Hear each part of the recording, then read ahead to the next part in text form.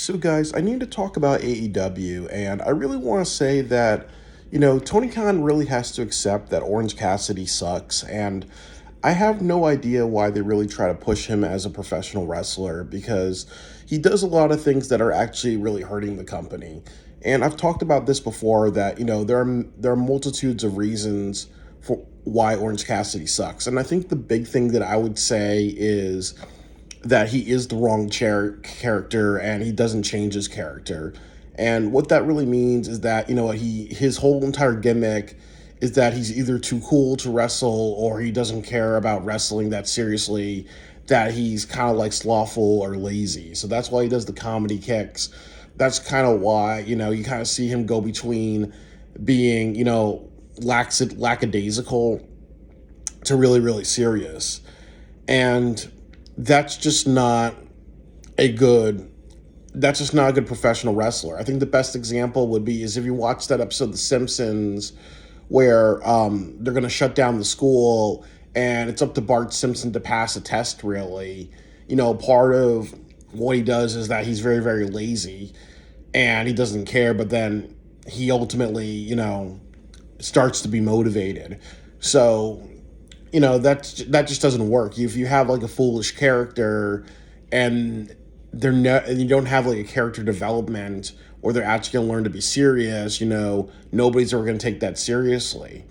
I've said this many times. I think with Orange Cassidy, he needs to do one of two things. He really needs to become a heel, or he needs to become, now I'm buttoned down, now I'm serious, now you crossed the line with me, this is getting out of control and I want to do something about it, and I'm throwing away my comedy and other things like that. Like, honestly, he needs to be a lot like Daniel Garcia, because Daniel Garcia, he doesn't do the dick dancing anymore, really, because he understands that who he wants to be is a very fired up, I care about AEW, I want to put the company on my back, I want to treat myself like a big deal, and everybody needs to treat me like a big deal, really, So if Orange Cassidy embraced that, he would get over with a lot of people, but he really, really doesn't. And he just does his same old comedy routines. Or even like when you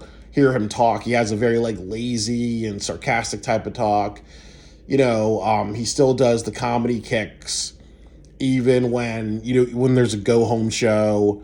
He does the comedy kicks in his match with Jon Moxley, and even if you're getting a pop from the crowd, really, there's a huge sense of, in good professional wrestling, you don't do that, or you have the booker give you a fine for doing something like that. It reminds me of what happened with the Big Show, that he was a heel, he threw a chair into the ring, it bounced off and ricocheted, and a bunch of people were cheering and saying, "One more time, we want to see you do that." Big Show goes to pick up the chair, and he doesn't do that because he knows his role, really.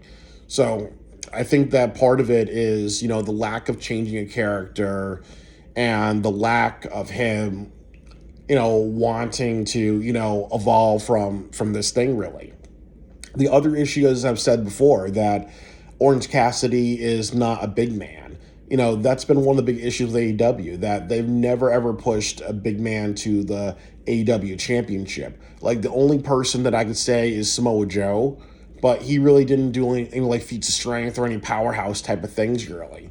So, once again, you're seeing like a smaller guy like Orange Cassidy do this. What would happen if you had, a powerhouse Hobbs, or what would happen if you had a Wardlow? What would happen if you had Samoa Joe doing that Tower of Doom spot that he did against the Aces and Eights, really?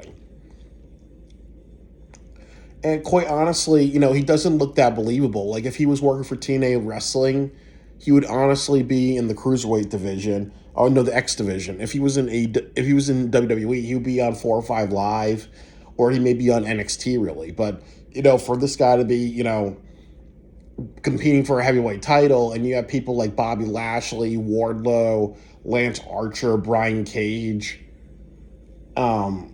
You had Fallah Bahh a while ago, and you had Powerhouse lift him. You've had Big Show have matches. You've had Mark Henry appear. You've had like these giant big wrestlers, and You've not really pushed them towards the heavyweight title, but with Orange Cassidy, he gets multiple shots, really, so it's not believable for a small guy to ever be that type of champion. And I think another thing that I would say is that um, he doesn't tell good stories. That's one of the big issues with Warren Cassidy. Like, there's no story that I can remember in the history of AEW that he's ever done that was actually good. The only reason why he's facing John Moxley is because he actually one of two theories. The first one is that he beat John Moxley in a match a few years ago in Chicago. I believe in Chicago 2023. He beat John Moxley. By the way, I actually walked out of that main event, really, because I was like saying, okay, he's a comedy wrestler, I'm not going to watch this. And the show is running too long. But also the other thing about it is that, that's why he's facing John Moxley.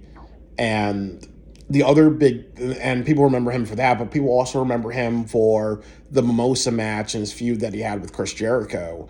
And once again, that was kind of one of the things that killed Chris Jericho, was that he went from being a serious, bombastic, loudmouth champion to, I want to do 48-hour film project type of comedy. Whenever it's not appropriate to do comedy, or whenever I'm doing it too much, or whenever I'm hamming it up, whenever I'm trying to be like, hey, look at me, I'm Mr. Funny.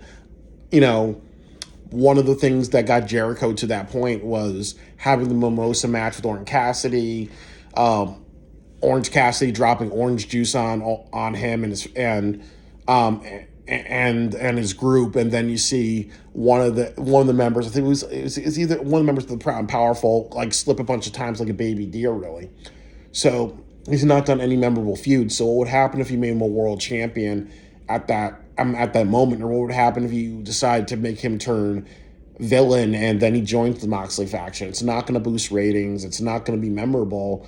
And he's also had a track record of not being a memorable storyteller. And I think the last thing that I would say is that he's not helped the ratings. Yes, there is a fan base around Orange Cassidy, but honestly, with Full Gear, there were a lot of people who were saying, that was not the big money match. The big money matches were Will Ospreay versus Kyle Fletcher, and it was also, I would have to say it, Boom AJ, and those other guys during the in QT Marshall, that because there are a lot of people talking about them, really. The other match was Swerve versus Lashley, if I've not said that. And those are like really your three big money matches. But Orange Cassidy versus John Moxley, that's not a draw, really. Or even if you look at World's End, that whole pay-per-view is not a draw. The big thing that they have to do is have Will Ospreay versus Kyle Fletcher 3. That's the only way that's going to save that show. But I think they're going to do something really stupid and not even have that. They're probably going to, they're probably going to do something else with that.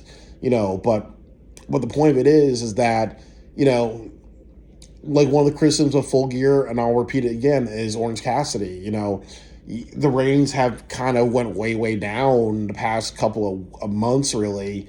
And part of it is the new generation that they have. It's Moxley versus, Team AEW. And part of that is Orange Cassidy, the Dark Order, Jeff Jarrett, Satnam Singh, the conglomeration, a couple other people who don't know how to, who went from stupid and funny to now serious. Like, really, the only person in that group that can really save AEW, if you're really, really serious about it, is Mark Briscoe, because at least, he can be he can tell an emotional story. He has some form of charisma, really.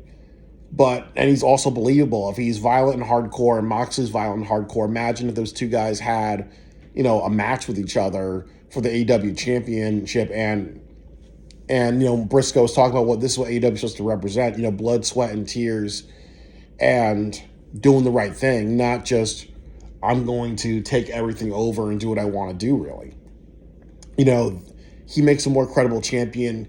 I've also talked about, like, his way of talking, if he tried to be serious with his way of talking, it would get over, really, versus and he's also been champion in Ring of Honor. He's wrestled for over 20 years. He knows how to he knows how to shut the hell up with his comedy, and I don't see that with Orange Cassidy really. And if it's been proven that the ratings are going down, if it's proven that it's being criticized a lot, you just gotta just stop dick riding Orange Cassidy. Or the Orange Cassidy experiment is not working.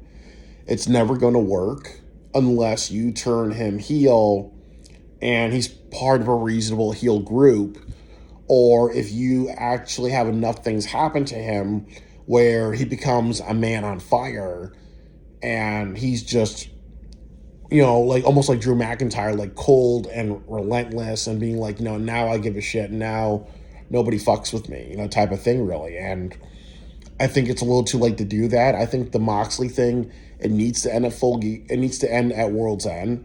But I don't think AEW, how should I say, I think they're going to extend it a little bit longer because I think, like as I said, you look like they're probably going to set up FTR and Orange Cassidy versus the Death Riders. I call them Moxley faction. That sounds better. I like a better name, the Moxley faction. That just sounds better. But it looks like they're going to set that up at Full Gear, and that's honestly not something that they're going to set it up at like Fight for the Fallen. And it's going to be like, oh my God, how long are we going to extend this? We're probably going to do Darby versus John Moxley in March. So automatically you have 5 months of the Death Riders not working out really, when you can just, cut its head off.